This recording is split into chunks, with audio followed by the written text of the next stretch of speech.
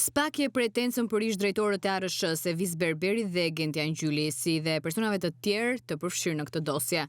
Ata akuzohen për shkelje të barazisë në tendera apo ankande publike kryer në bashkëpunim lidhur me disa procedura prokurimesh, teksa procesi tashmë është në gjykim të shkurtuar. Të premte prokuroria e posaçme kërkoi dënimin me 10 vite burg për Evis Berberin për shkelje të barazisë në tendera për 5 episode, korrupsion pasiv në 6 episode dhe pastrim parash në 1 episod. Por nga ky dënim i kërkuar nga prokuroria, Berberit i ulen 1/3 e dënimit për shkak të gjykimit të shkurtuar që ai ka kërkuar dhe zbret në 6.8 vite burg. Për Gentian Gjylin, po ashtu ish drejtorin e Autoritetit Rrugor Shqiptar, SPA kërkoi 1.6 vite burg për shkelje të barazisë në tendera në 2 episode dhe heqje të së drejtës për të ushtruar funksione publike për një periudhë 5 vjeçare. Për Erald Delezin, ish drejtorin e Kesh, SPA kërkoi dënimin me 1.6 vite burg për shkelje të barazisë në tendera, të cilit i ulet 1/3 e dënimit dhe heqje së drejtës për të ushtruar funksione publike për 5 vite.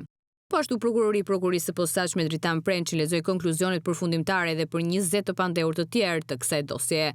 Ai ka kërkuar shpalljen fajtore dhe dënimin me nga 7 vite e gjysmë burg, 5 vite me gjykim të shkurtuar për Ervis Lamin dhe Brunilda Bulin, të dy të cilët kanë menaxhuar firmën Dam të Berberit dhe kanë bashkëpunuar me të gjatë gjithë aktivitetit të tij kriminal, por duket se kanë bashkëpunuar me SPAK dhe gjatë hetimeve si të penduar të drejtësisë dhe kanë zbardhur të gjithë skemën. Për këtë arsye, prokuroria ka kërkuar pezullimin e dënimit me 4 vite shërbim prove për Brunilda Bulin, ndërsa nëse GKK pranor kërkesën e Ervis Lamit, do të lirohet menjëherë pasi aktualisht ndodhet në arrest me burg. Dënimet të tjera me nga 2 vite, 1 vit e gjysmë apo edhe më pak, dhe që konvertohen më pas në shërbim prove apo punë në interes publik, është kërkuar për 15 pandehur të tjerë, zyrtar të ndryshëm. Shumica e tyre kanë qenë në komisionet e vlerësimit të ofertave dhe kanë kryer shkelje të barazisë në tendera. Për të gjithë është kërkuar dhe heqja e së drejtës për të mbajtur funksione publike për 3 vite të ardhshme. Gjithashtu SPA kërkoi edhe konfiskimin e parave të sekuestruara në banesën e Evis Berberit, shuma 15.000 euro, 35.000 pound dhe mbi 1 milion lek.